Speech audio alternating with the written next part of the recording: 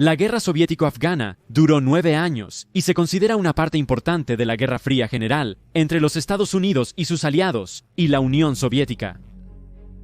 Una facción importante en esta guerra fue la de los mujahidín afganos, los grupos de resistencia islamistas que lucharon contra los soviéticos y la República de Afganistán, respaldados por los Estados Unidos, el Reino Unido, China, Irán y los estados árabes del Golfo Pérsico, todos los cuales habían declarado la guerra al gobierno comunista de Afganistán después de que éste se hiciera con el poder en 1978 a raíz de un golpe de Estado. La guerra soviético-afgana llevó a la muerte de alrededor de 3 millones de afganos, mientras que los refugiados huyeron a Pakistán e Irán.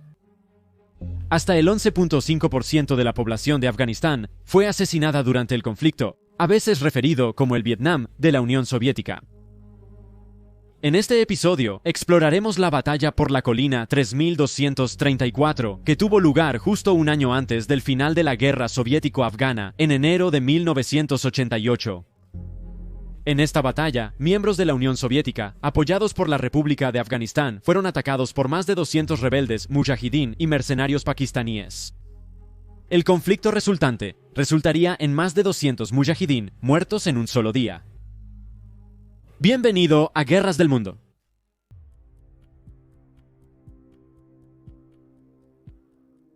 Después del golpe de 1978, Afganistán entró en un estado de casi guerra civil. El nuevo presidente del país fue asesinado por un rival, quien asumió su liderazgo.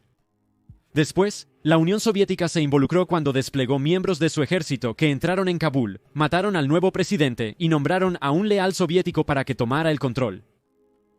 En noviembre de 1987, el 40º Ejército Soviético comenzó la Operación Magistral, una operación militar ideada por los soviéticos y el presidente afgano, Mohammad Najibullah, para recuperar el paso de Satu Kandav de los mujahidín.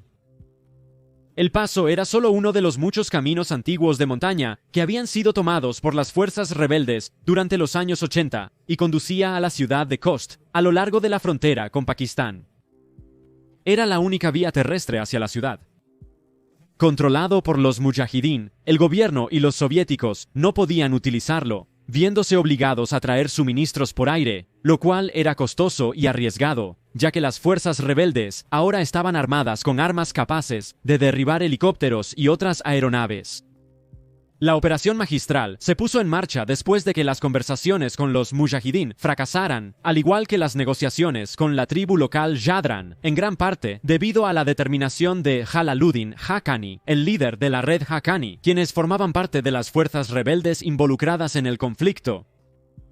Según se informa, Haqqani deseaba una zona segura como el centro de su propio estado afgano independiente, y no tenía interés en ceder ante los soviéticos y el gobierno comunista. En 2008, surgió que Haqqani también era un activo de la Agencia Central de Inteligencia, recibiendo decenas de millones de dólares en efectivo por su participación en la guerra soviético-afgana, e incluso fue apodado por un congresista, Charlie Wilson, como la bondad personificada. Tras la disolución de las negociaciones, se puso en marcha la Operación Magistral. La operación involucró varias unidades del ejército soviético, incluyendo las divisiones de fusileros motorizados 108 y 201, el Regimiento Independiente de Guardias Aerotransportados 345, la Brigada de Asalto Aéreo Separada 56 y la División de Guardias Aerotransportados 103. Estas unidades fueron apoyadas por 5 divisiones de infantería y una división de tanques del gobierno afgano. Los mujahidín estaban muy bien equipados, rodeados de campos minados y armados con armas antiaéreas, lanzacohetes, RPGs y ametralladoras pesadas, lo que significa que cualquier ataque directo a su posición sería efectivamente una misión suicida. Para contrarrestar esto, el 28 de octubre, solo unas pocas semanas antes de lanzar su ataque, los soviéticos lanzaron maniquíes uniformados desde el aire a las áreas controladas por los mujahidín, permitiendo que un avión de reconocimiento soviético transmitiera las coordenadas de su posición a la fuerza aérea. En las siguientes 4 horas, los mujahidín fueron sometidos a una brutal avalancha de ataques aéreos y asaltos de artillería. Se ordenó al 345 Regimiento Independiente de Guardias Aerotransportados, descrito como una unidad veterana que había estado en todo tipo de incursiones y operaciones desde el comienzo del conflicto, que ocupara las alturas en el suroeste del paso, cerca de Sarani. Los 345 emboscaron las rutas de suministro de los mujahidín con asaltos rápidos y agresivos, dispersándose finalmente por las cimas montañosas. 39 paracaidistas de la 9ª compañía, parte de los 345, fueron enviados posteriormente a la colina 3234, nombrada por su altura en metros. Los comandantes soviéticos vieron la colina como un área crítica que debía ser asegurada y mantenida. La 9ª compañía acampó en la cima de la colina el 31 de diciembre de 1987. Muchos de los mujahidín huyeron a través de la frontera con Pakistán tras el asalto inicial para reagruparse y replantear su estrategia. Sin embargo, poco después de que los soviéticos aseguraron la colina 3234, los mujahidín comenzaron a regresar al paso de Satu Kandav, listos para reclamarlo. Para protegerse de cualquier futura embestida, y porque no podían cavar trincheras porque el suelo estaba congelado, los paracaidistas de la 9ª compañía comenzaron a construir muros de piedra seca a la altura de la cintura.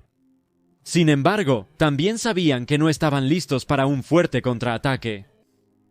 Aunque tenían un solo lanzagranadas, y algunos lanzacohetes solo tenían campos de fuego limitados.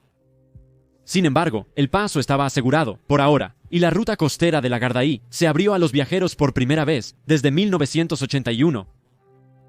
En los días posteriores, los paracaidistas fueron blanco de ataques de francotiradores y bombardeos, pero no fue nada extremadamente preocupante. Pero el 7 de enero de 1988, alrededor de las 3:30 p.m., el asalto empeoró. Una lluvia de fuego de armas intensas fue enviada hacia los soviéticos, con cientos de rondas de mortero y cohetes cayendo sobre los paracaidistas y su campamento, destrozando las paredes de piedra seca que acababan de construir una semana antes. Alrededor de 250 mujahidín y cientos de combatientes de las Fuerzas Especiales de Pakistán participaron en el asedio contra los soviéticos y las Fuerzas Armadas de la República Democrática de Afganistán, rastreando desde 3 direcciones diferentes. Los mujahidín lograron acercarse a menos de 200 metros del puesto de avanzada antes de ser detectados, moviéndose entre coberturas. El fuego de ametralladora pesada de los paracaidistas pronto despachó a este grupo particular de fuerzas rebeldes, y poco después, un miembro de la unidad soviética contactó a la sede y solicitó asistencia, la cual se les brindó en términos de apoyo de artillería, municiones y refuerzos. Finalmente, los helicópteros llegarían para evacuar a los soldados heridos. A las 16:10 horas inició otro bombardeo. Las cosas se habían calmado después de que el apoyo de artillería para los soviéticos había eliminado algunos de los lanzacohetes de los mujahidín, pero fue efímero. El asalto provino de 2 direcciones diferentes y, según informes, fue un ataque mejor planificado y coordinado de lo habitual. Los mujahidín estaban equipados con walkie-talkies y esperaron hasta que los paracaidistas se escondieron para cubrirse antes de avanzar como si estuvieran entrenados militarmente. Lanzaron granadas contra los restantes muros de piedra seca, lo que provocó las heridas de varios soldados soviéticos, y en poco tiempo estaban atacando la ametralladora pesada de los soviéticos, que estaba desprotegida e impedía que los mujahidín avanzaran. El artillero fue abatido por la metralla. El tercer ataque llegó a las 17:35 horas. Los mujahidín surgieron de 3 direcciones, con mayor libertad de movimiento tras eliminar al artillero. Aunque los soviéticos respondieron con artillería, las fuerzas rebeldes estaban ahora notablemente más cerca, dificultando el ataque con armas pesadas. Los mujahidín exigieron que los soviéticos se rindieran, pero se negaron. Menos de 2 horas después, a las 19:10, los soviéticos seguían luchando, pero conscientes de que se estaban quedando sin recursos, hicieron todo lo posible para mantener a raya a los rebeldes, incluso con combate cuerpo a cuerpo. A medida que avanzaba la noche, los soviéticos solicitaron más suministros a su liderazgo, pero les dijeron que era demasiado peligroso enviar helicópteros, aunque finalmente una unidad que trabajaba más abajo en el valle recibió la orden de su oficial al mando de ayudar. Sin embargo, no fue fácil por lo empinado que era el Colina 3234 y el peso de sus suministros.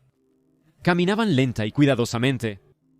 Mientras tanto, los soviéticos seguían luchando contra los mujahidín.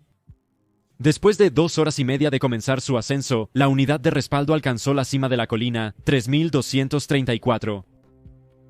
La unidad ayudó a sus compañeros soldados a repeler los ataques restantes de los mujahidín, quienes, a pesar de sus esfuerzos, nunca pudieron asegurar la cima de la colina ni obligar a los soviéticos a rendirse. De los 39 paracaidistas que acamparon en la colina, 3.234, solo 6 murieron en acción y 28 resultaron heridos. El número exacto de mujahidín asesinados en la lucha no está claro, pero se estima que rondan los 200. Antes del inicio de la Operación Magistral, los soviéticos planearon retirar sus tropas de Afganistán. Al parecer, nunca planearon quedarse mucho tiempo en el país, pero ofrecieron apoyar a su gobierno mientras se adaptaba al liderazgo comunista. Los soviéticos también buscaban derrotar a los rebeldes hasta que Afganistán pudiera defenderse por cuenta propia. Sin embargo, se hizo poco esfuerzo para tratar la fuente del problema, por lo que los rebeldes continuaron surgiendo, sin importar cuántos de los mujahidín fueran masacrados. La Unión Soviética comenzó a retirarse de Afganistán entre mayo de 1988 y febrero de 1989, lo que eventualmente significaría que la batalla por la colina 3234 fue en vano. A pesar del éxito de la Operación Magistral, el paso de Satukandav no se mantuvo abierto por largo tiempo. Solo unas pocas semanas después de que los soviéticos lo aseguraron, retiraron sus fuerzas y el ejército afgano sucumbió a los ataques de los mujahidín.